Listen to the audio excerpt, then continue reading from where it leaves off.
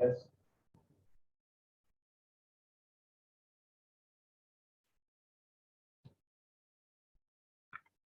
Yes.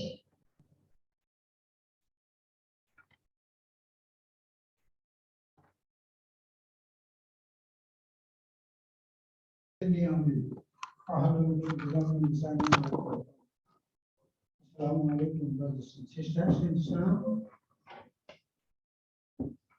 Let me first of all express my emotional outburst. I have been associated with this university. This is for new faces from me. Those are old faces in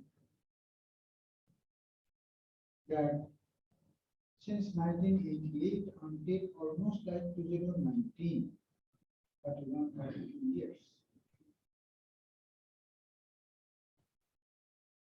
And when I returned to this campus, I felt like as if this is my sweet home. When you go away for a while, and after missing so many near and dear ones, you come back, you feel like this is your sweet home. This is my sweet home.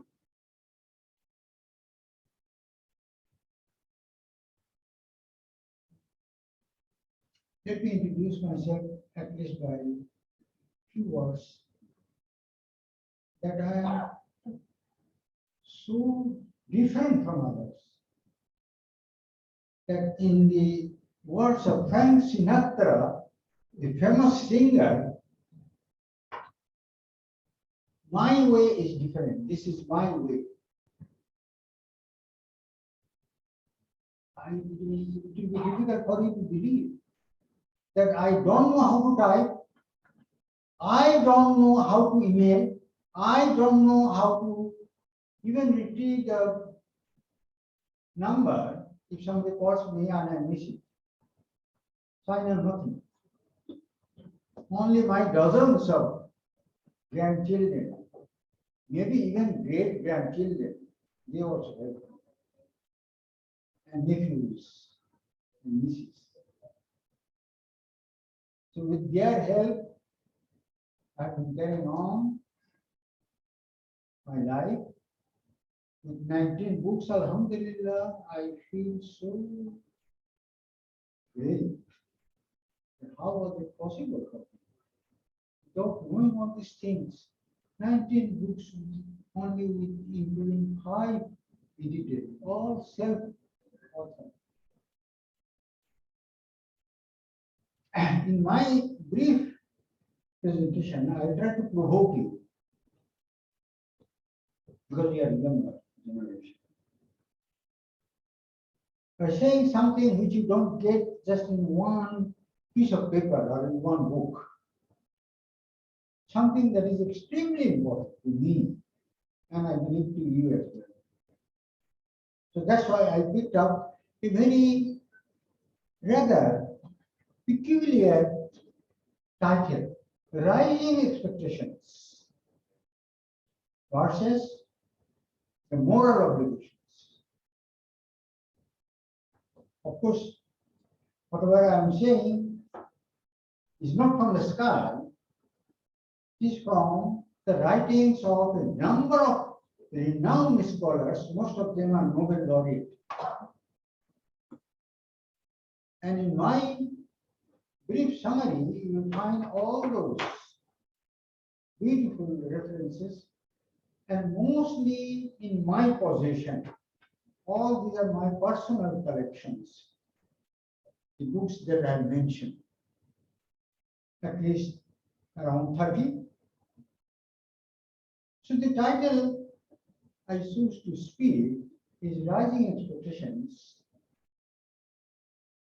versus vis-a-vis the moral obligations. What is the rationale behind this topic? The rationale is that nowadays we are running after irrational expectations. Our expectations are not based on moral principles, moral obligations, moral filters. And these expectations lead to greed and all the major problems. If you take the history of development and also the socio-economic and political cultural transformation of the society, since Max Weber published his first book, The Protestant Ethic and the Spirit of Capitalism, in 1930, almost 1 century. There have been so many of discussions on this with varying theses. Now it seems the social media we are confronted with have overshadowed their expectations, rational expectations. It has been overshadowed. What is in the media, we grab it. And from the beginning, if you say the last 100 years, 1 century, the major economic crisis or financial crisis is definitely of 1930s, early 1980s, then late 1990s in East Asia, 2006 to 2008 in the Western world. All these major crises occurred because of the stock market, bullish stock market, not bearish, very rising, growing, flourishing, and it increases our expectations. Anytime we see the stock market crash, it is associated with this expectation, not within the bound of moral principles. That is why Robert Sieduski, a very famous social scientist belonging to the Academy of Sciences of the Soviet Socialist Republic, Robert Sieduski, 2 years before, he commented that if the economists of USA, one of the major economists at that time, now also, faced so many financial crises.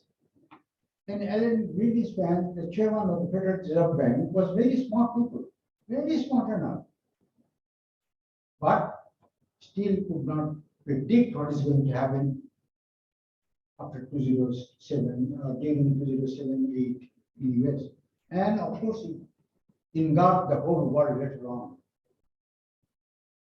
So Robert Sieduski says that had there been one smart economist or econometrician who can forecast using all the econometric data available, stock market, rising, falling, so many types of market, then he could have said with his result, multiple regression and so many other results based on findings, he could have warned Alan Greenspan by saying that, look, Alan Greenspan, we are going to have a financial crisis. Be careful. Nobody, not a single economist was smart enough at that time before the crisis happened. Because Robert Sieduski says, only God knows the answer. God has the answer. Why? Because God does not play in the stock market. What a wonderful comment. Only God knows what is going to happen because we are not following the principles. We are going to discuss in this paper. What principles you should have followed? Irrespective of faith-based society, whether you call it East or West Asia or Middle East and North Africa or Latin America, we are not following God's principles. Just the Greek chapter and the continuity in growth, continuous growth also, that is also increases our expectation, irrational expectations. So from historical analysis, we find that these moral filters are absent. Moral principles are absent. At the end, of course, I will bring the issue of moderation by our ex-professor, Dr. Sina. That we are far away from it. Now, coming back to the topic, if we see a book by Max Weber, Protestant Ethic and the Spirit of Capitalism, we find that this relationship or nexus between the religion, proxy, or can use as a proxy for material, non-material, spiritual expectation or spiritually endorsed expectations, spiritually based rationality, we find that there are four factors. One is the Protestant ethic, which is SPE, and is very much linked with the spirit of capitalism, SC. So PE leads to SC, that leads to modern Western capitalism, MWC. And finally, that leads to industrial revolution. So it is the pinnacle of glory. And we come across the industrial revolution in my honors class in early 1960. I've come across with this history of economic development of UK. 1765 to 1830, that was the period of industrial revolution. And first experienced by India, followed by other Western European countries. And he says that this PE, Protestant ethic, is linked with profit ethic and economic ethic. Profit maximizing ethic and economic ethic, where also it leads to the maximization. So profit ethic linked to the spirit of capitalism, and the moment we talk about the capitalism, then we come across so many writings. Most of them are mentioned in line at the end of the second page, I think. First page, also continuing to second page, that on the capitalistic exploitation, there are innumerable theories. Bad capitalism, good capitalism, and some of the writings are of course equally divided. A few in favor, saying that capitalism is not a problem, it's a solution. Gilligan and others, they say, it is one of the latest published books, that capitalism is not a problem, it's a solution. Ibnu's Nobel laureate also, in his book, Social Capital, he also suggests that yes, still you can live, or you can still apply, but with a change. The sense is, the change is not just the corporate capitalism. Money being concentrated in few corporate sectors, in the hands of few corporate giants in the world. But a capitalism that survives along with the poor, Unicef's theory of women empowerment, coming back, giving loan to the depressed women in the society with almost like no income. And that is why they qualify for this. So he says, if the corporate sector, corporate giants join hands with these poor in a group, of course, and share the profit that comes out of the use of this capital, let's say making of a bridge or establishment of a factory, something like that, sharing, partnership with the poor. The profit, extreme, so high level of profit, not only would remain concentrated in few hands, but also be shared. So it's a sort of shared prosperity. So Ibnu says that still you can live with capitalism. But Joseph Stiglitz, he also came here to deliver a lecture a few years before. Another movie, his famous book, People, Power and Profit, very wonderful book.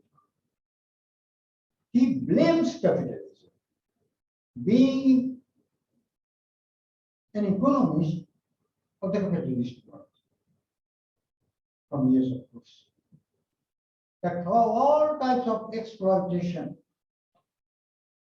he blames the corporate capitalism, corporate sector, dominated by few capitalists. Of course, you can name Trump, you can name Warren Buffett and many others.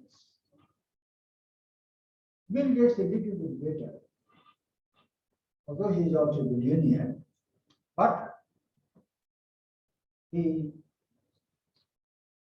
carries on a lot of social responsibility.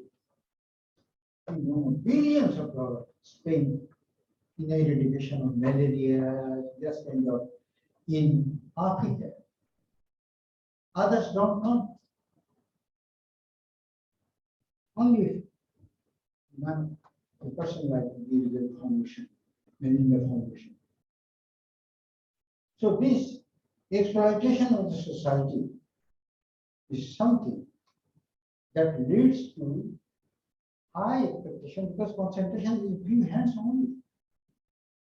That's why the expectations from those groups, limited groups, it changes the shape of the market. It changes the taste of the people. And we follow because of the media and because of our bad culture. It is culture of borrowing, borrowed culture, and borrowed affluence. These are the things we are being victim of, that we like to borrow. And all the NGOs, thousands of which are working in developing countries, in Bangladesh, almost like, sometimes it says 6,000, sometimes it says 4,000 NGOs working in Bangladesh, of which few are very big, like BRAC, Bangladesh Rural Advancement Committee, and Unicef's Government Bank. But others are also serving the people, trying to reach the people. That's why in my book, I also made a study, micro study, microfinance outreach. Previously, 20 years before, we have been talking about that microfinance could not reach the poor people. Now we say, I find that they are outraged. They are now competing, NGOs, so many NGOs, they are competing among themselves to give loan to people without asking how many times they have borrowed. Without even asking whether they are borrowing from one institution, one NGO to finance another, to give in installment and fulfill the other obligations, the restraint and constraints, so that he can qualify for the second loan from another NGO, third, fourth, fifth, sixth, even cannot count them. So the whole Islamic spirit is totally frustrated, distorted, totally distorted. So in this link between the religion, that is moral obligations, and the economics, that is material development, Weber says that it's all linked to the modern Western capitalism. And that finally contributes to industrial revolution. The way we define so many theories of industrial development, growth, trickle-down theory, many other theories. So he shows the linkage among these four characteristics, four variables. Also, he suggests that this four, or particularly PE, Protestant ethic, and the spirit of capitalism, these two are based on industry, hardworking. Of course, it's related to efficiency also, and punctuality, honesty, and frugality, the economizing behavior of human being, frugality. And that is why you'll be surprised to know that in late 90s, one gentleman, I think Professor Ataul Huq, Mukhtar Mitwali from Egypt, he came to present his hypothesis, the Rieman's theory of consumption function. We have never heard of. We have heard of Keynesian theory of consumption function. Consumption is a function of income. We have heard the relative theory of consumption function, December. We have heard the permanent Milton Friedman's permanent theory of consumption function, but not the Lewis theory of consumption function. It is so much linked with this affluence and misguided policies of the state and also of the individuals. In the Middle East, oil-rich kingdom will be surprised after the oil price. To us, it is a shock. To them, it was a benefit increase 73, 74, eightfold increase. They didn't sell because they are thinking that previously harsh work is there, mostly Bedouins. No settled life. After the oil price increased, a few, of course, the state and related to the development. And their hobby was to spend money to take revenge of what they could not do before. Revenge theory of consumption. It is not being explained. That means so much money, so much increase in their wealth and income at the individual level, at the corporate level, and of course at the state level also. Oil money. But the saving, you will be surprised, it was very, very minimum. And at that time, I was trying to find the explanation of why India, at that time, 30, 40 years before, one of the lowest income countries, shows the highest average saving in the world. Why? It is a culture. Again, culture comes into factor. Culture of borrowing, availability is of course there, is a question. But the use of money only for the productive purposes, for education and for others, not for ceremonial expenditures, as I got it in my study in Dhaka, near Dhaka villages, that money borrowed is spent unproductive.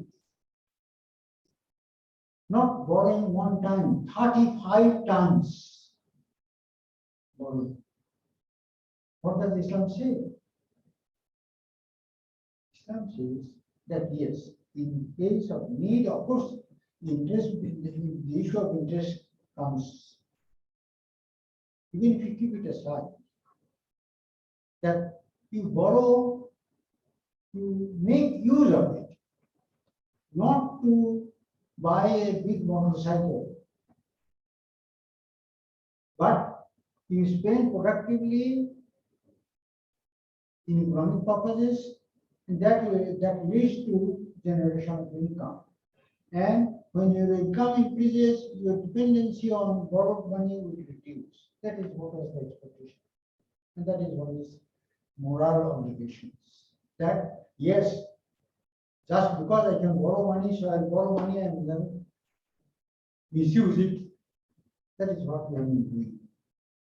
So we find that this theory of the nexus or relationship between the religion, morality, principles of morality or moral filters, and pure materialistically understood economics, it holds.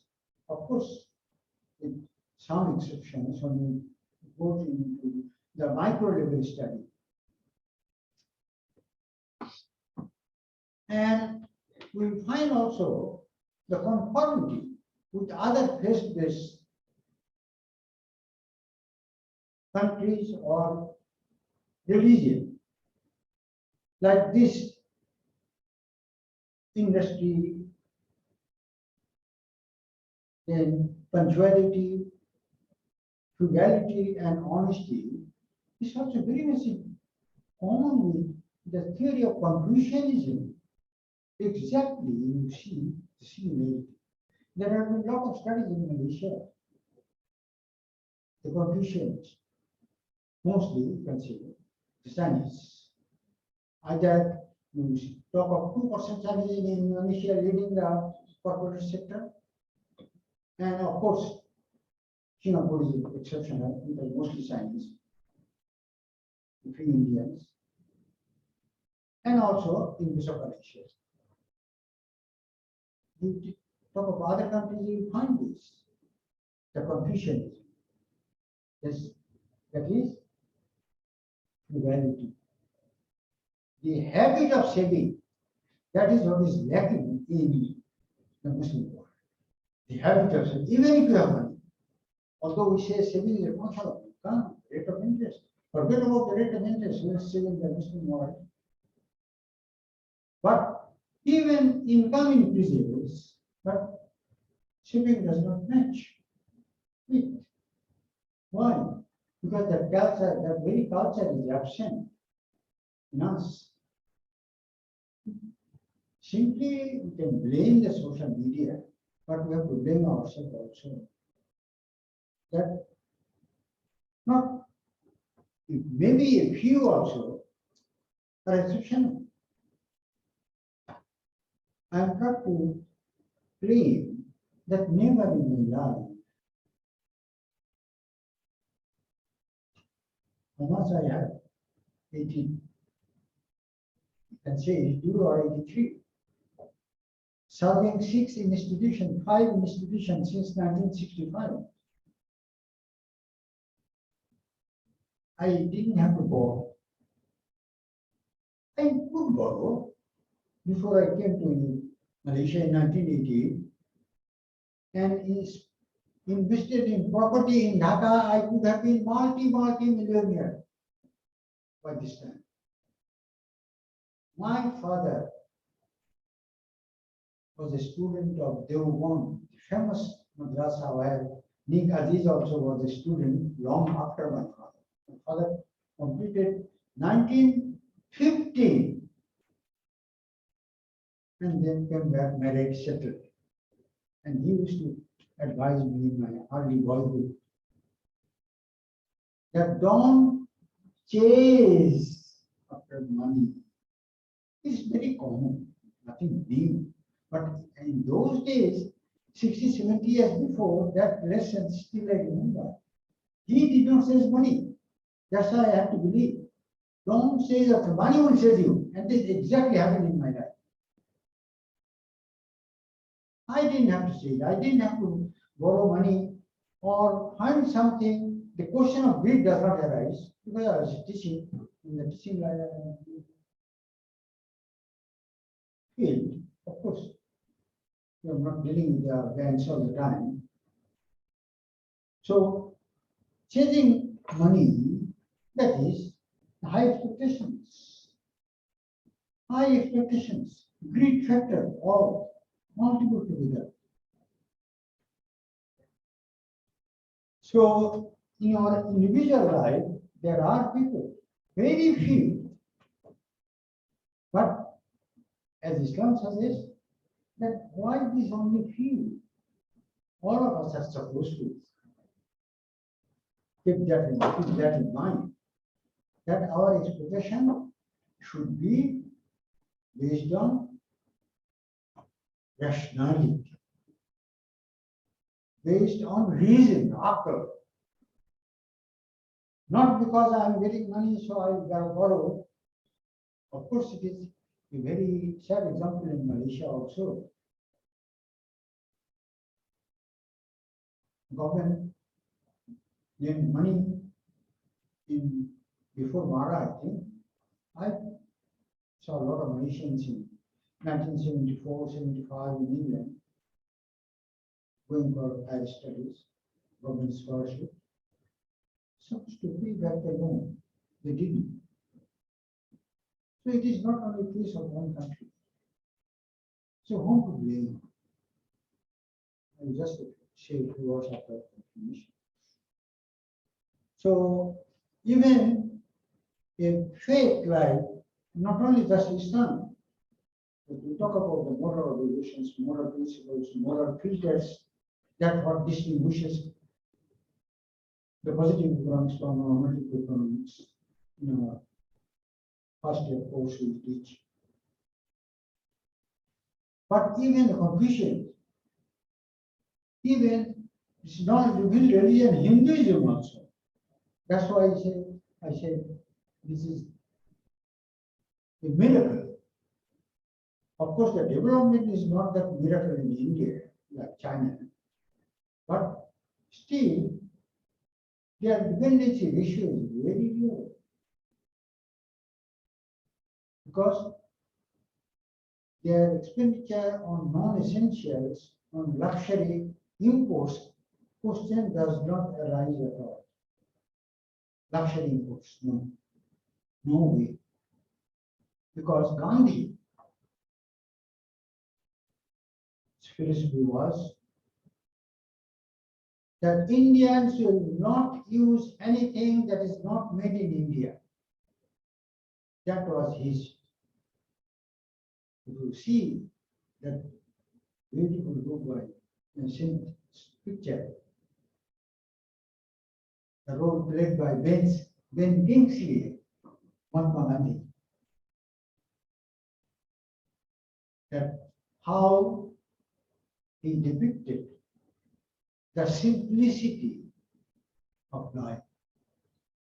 I'm not saying that Gandhi was a Muslim, but all that I'm going to say is that even without being Muslim, if they can pick up this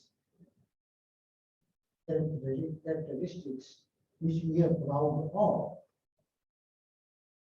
but it's very difficult for us to give another example of a Muslim that he practiced this and spread it out. No. That's why you have to mention the name of humanist, of course, belongs to the humanism. Human being is above everything. Country. So this kind of example is spiritually embedded. That is very much lacking.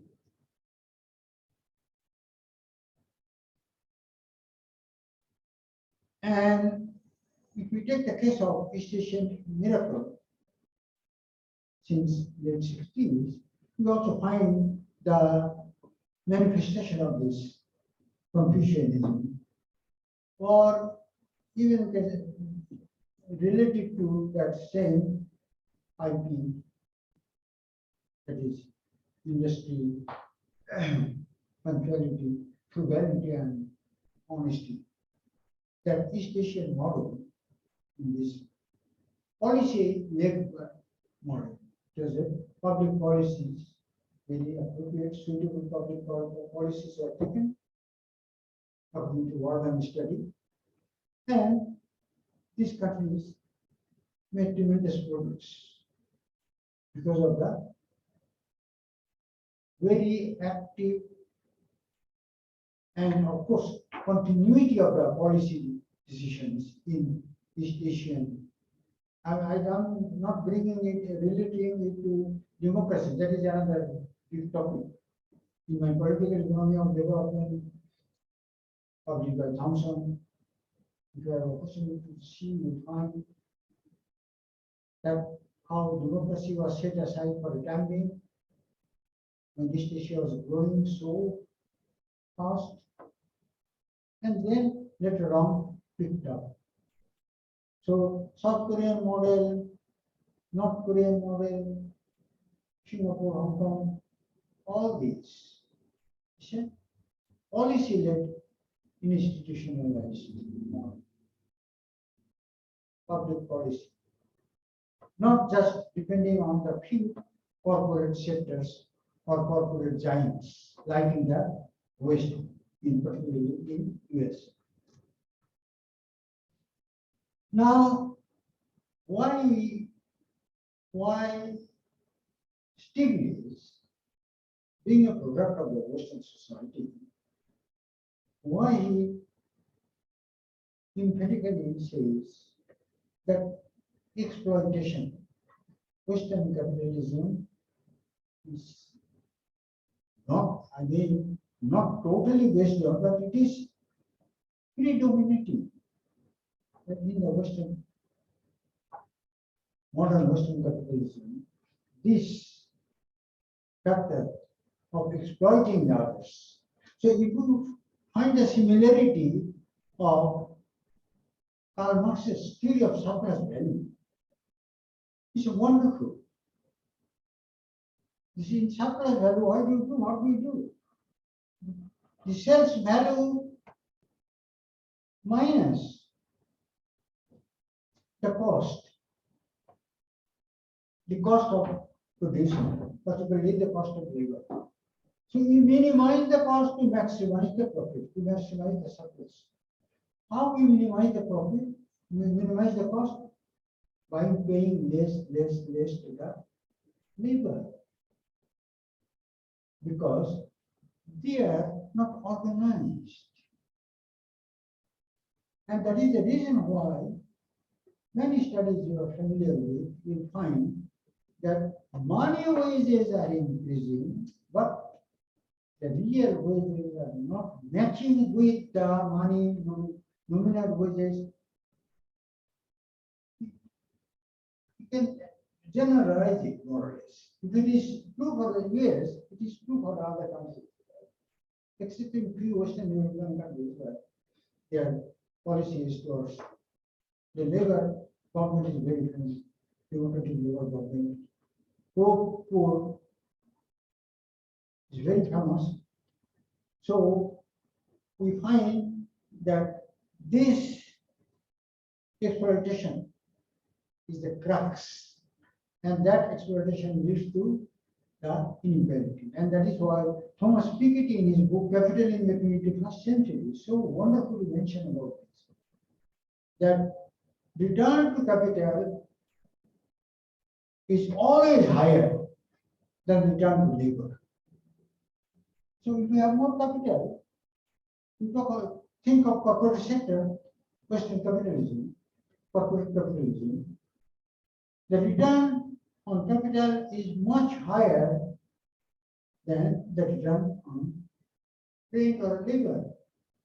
So that is why this continues to increase. And the only factor that can check is, according to Stiglitz, is the appropriate government policy intervention. He puts aside the laissez-faireism. No, he doesn't believe in.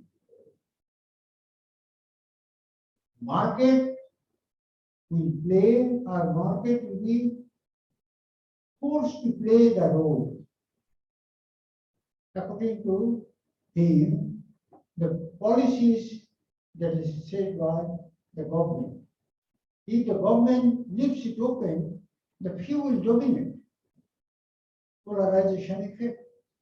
So that will enhance the inequality, that is growth enhancing inequality, not growth reducing, not inequality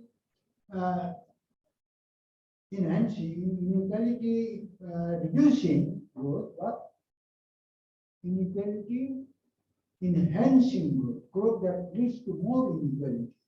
So Thomas Piketty in his book, he has got two books, one is Capital in the 21st Century, another is the Inequality.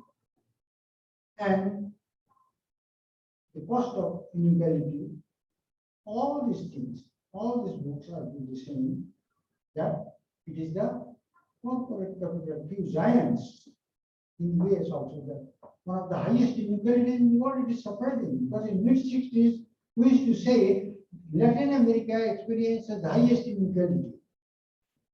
Gini coefficient was highest in Latin America at that time. Now no more. In US. So that leads to the division in expectations. Now, whose expectations are dominating? And that leads to, of course, growth, but inequality most. So I want to draw conclusion. Stop here to listen from you. This is my humble opinion that there is a need for the Muslim world or Muslim leaders to overcome this, the impact of social media and the impact of Western social capitalism or social culture is based on exploitation. Rather, we should go for moderate, even if we say that the growth rate should be moderate. And that is why it calls for another area, another food for thought, that is inclusive development. In my book also, and that is published by Bangladesh Institute of Islamic Thought, that it talks about these East Asian countries, emerging economies, where of course Singapore is in the top, Malaysia, Indonesia also doing little better compared to others. And Bangladesh, of course, also is coming up with a lot of other limitations, that we should not keep the low income or less privileged behind. We should look also at the fact that is participating. If the development policies are made to involve the low income class, either you call it small enterprises or whatever it is, or even if the small individuals, they are seeking gains, trying to produce something and sell it in the market, adding value to, they should also be given considerations and should be given priorities which they are not getting at the moment. So with this rather brief presentation, I'd like to stop, and I'm more than glad to get any feedback. Thank you. Assalamu alaikum wa rahmatullahi wa barakatuh.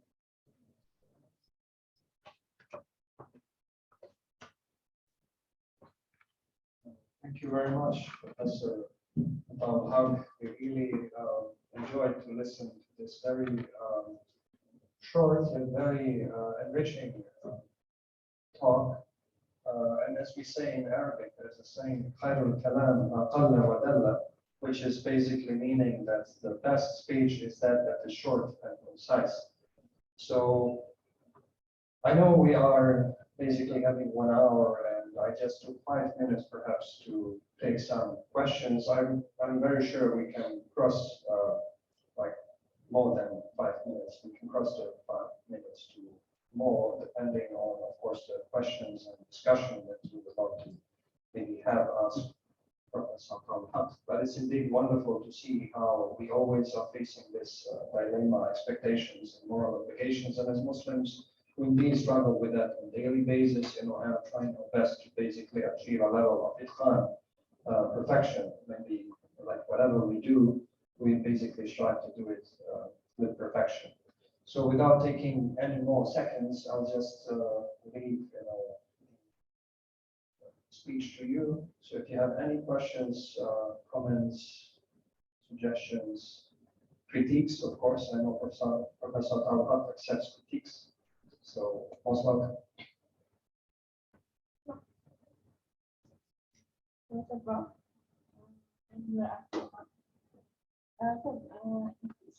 I agree with your topics about raising expectations as moral obligations.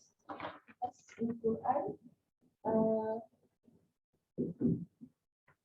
in Quran,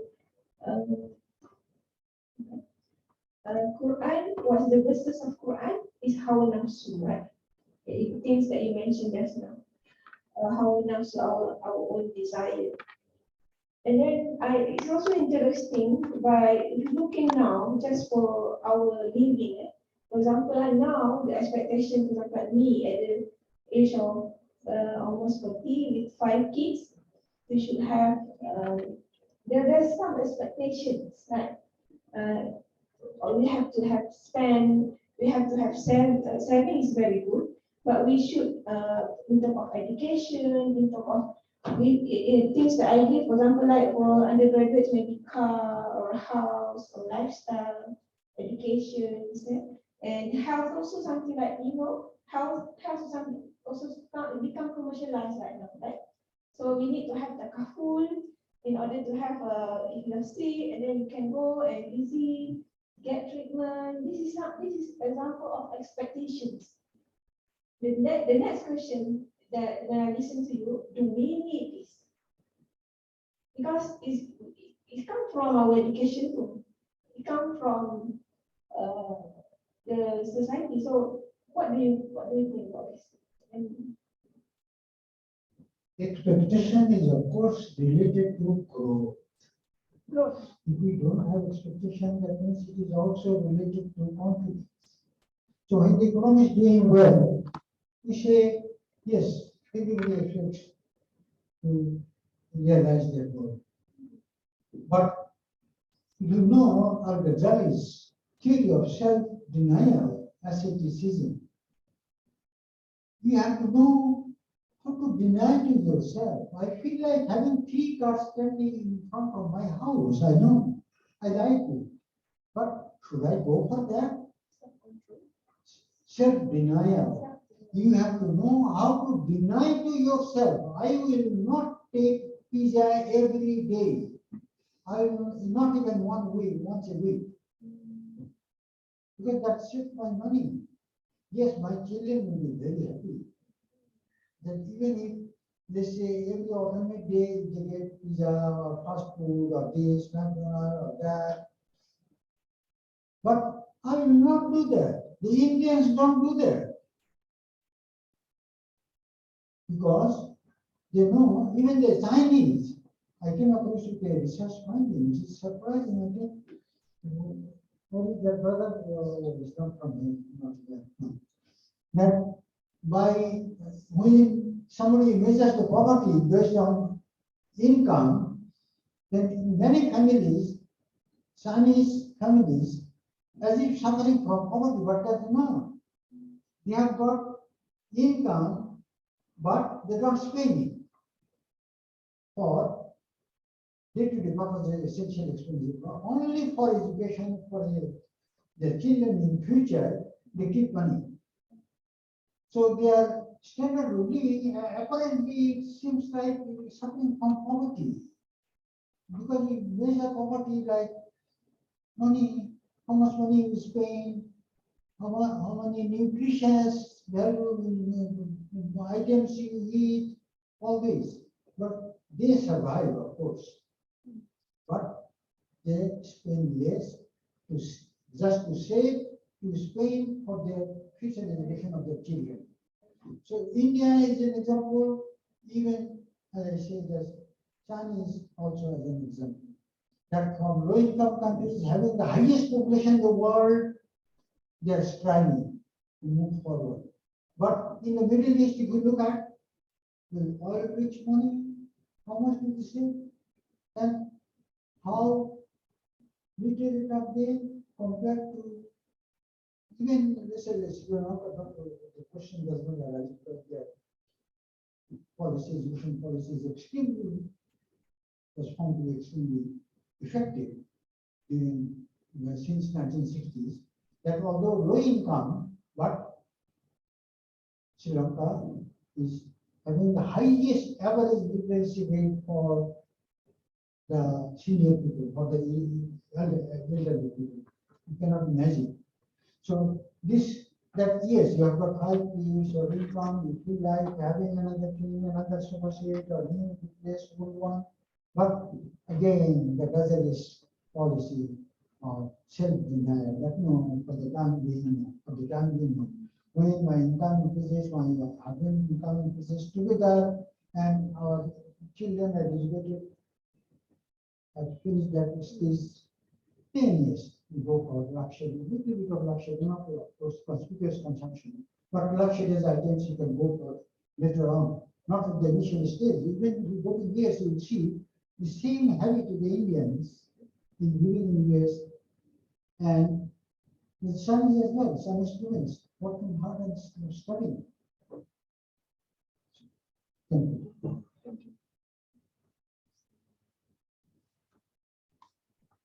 Thank you very much, Professor Ataul Huq. Are there any more questions, maybe? Any other comments? I think we'll go through. Sure. Thank you, Prof. Ataul Huq, for the enlightening talk. You talk about the importance of frugality, and you give the example of Gandhi, and you said that I mean, it's hard to give example of, let's say, a Muslim doing that. So I thought about Abdul Kalam, who was actually the former president of India, Yeah. right? So even though not at the same level as Gandhi, but he did practice frugality. Yeah. I totally agree. Right. You're very Yeah, and frugality actually exists in other cultures as well, right? But it's not talked about very often because it's not, yeah, I mean, it's not very appealing to talk about this. Even in this of Yeah. research, museum, very short. Mm. Yeah. So much.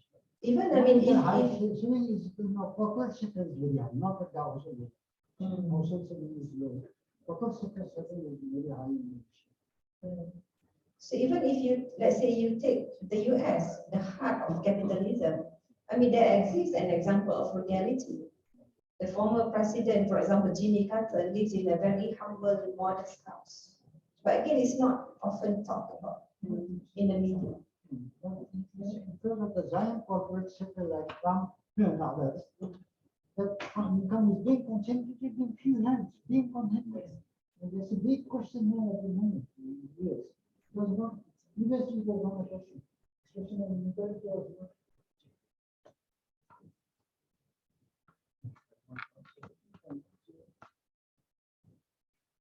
All right, thank you very much, Professor Ataul Huq. I think if there are no more questions, we can end the session. We really appreciate, the sharing and enriching, critical insight over expectations, balancing our expectations in life, and then struggling with moral obligations, and equally so striving to basically present what we consider valuable in a universally appealing way for everyone for the whole world. So without lengthening, the moderating by myself, I'll just ask everyone to basically conclude this session with sort of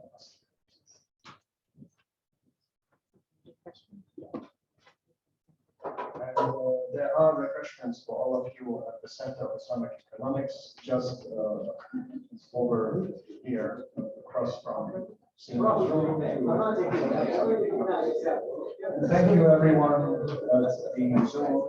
I really hope that you have benefited a lot. And wish you a wonderful day.